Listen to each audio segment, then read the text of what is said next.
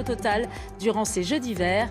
Gros plan sur ce sport qui sourit aux Français depuis plusieurs années maintenant. Des rafales de vent qui dépassent les 170 km/h dans le Pas-de-Calais. La tempête Nice a frappé fort sur le nord du pays. Au moins 17 personnes ont été blessées. On fait le point avec Sylvain Lecken et nos équipes en région. Courir cheveux au vent face aux déferlantes.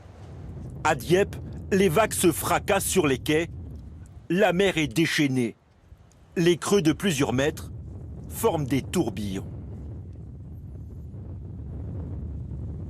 Il y a le vent qui se jette sur la jetée là, et ça fait toujours des effets de vagues assez importants. On fait front au vent et il est très fort, effectivement, je confirme. On en prend plein la tête, mais c'est le jeu, on est en février, c'est normal. Au Crotoy, des sacs de sable sont installés un peu partout pour prévenir les risques de vagues submersion. La mer est démontée.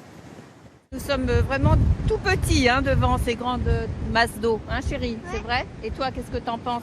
Eh ben, c'est vraiment énorme les vagues. Et ça monte très très vite. Sur l'A26 à Neux-les-Mines, ce camion a été retourné par le vent.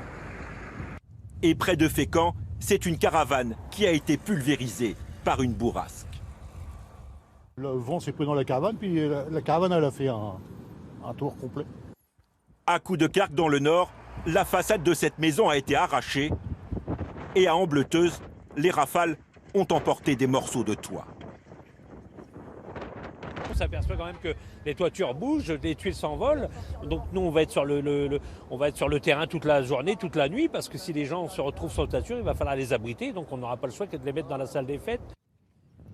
Des rafales de 176 km/h ont été enregistrées au Cap Griné.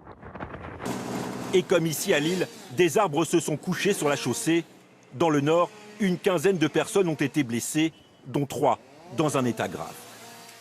Ce soir, 110 000 foyers sont toujours privés d'électricité dans le Nord et dans le Pas-de-Calais. Sachez enfin que la vigilance orange a été levée dans les 5 départements du nord de la France qui étaient concernés par cette tempête.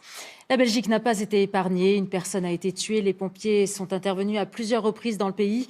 On va tout de suite retrouver notre correspondant Julien Gasparuto. Bonsoir Julien, quelle est la situation ce soir ? Eh bien, ça souffle encore très très fort ici dans la capitale. On vient tout juste de l'apprendre. Une partie du toit de l'aéroport de Bruxelles vient de s'envoler, ce qui risque de provoquer d'importantes perturbations. Et c'est surtout à l'ouest du pays que la tempête a frappé le plus fort. Vous l'avez dit, elle a fait une première victime à Ypres. Il s'agit d'un homme qui est tombé dans un port de plaisance. À Gand, un homme est également grièvement blessé après avoir été percuté par un panneau solaire. Et puis à Tournai, là, c'est une grue qui s'est effondrée, faisant également un blessé. Et puis, c'est aux Pays-Bas que la tempête a fait le plus de victimes. Au moins 3 personnes déjà seraient décédées, notamment dans la région d'Amsterdam. De nombreux dégâts matériels sont également à signaler. Le pays a déclenché son code rouge, c'est le niveau d'alerte maximum. Les transports sont suspendus et le gouvernement demande aux habitants de rester chez eux.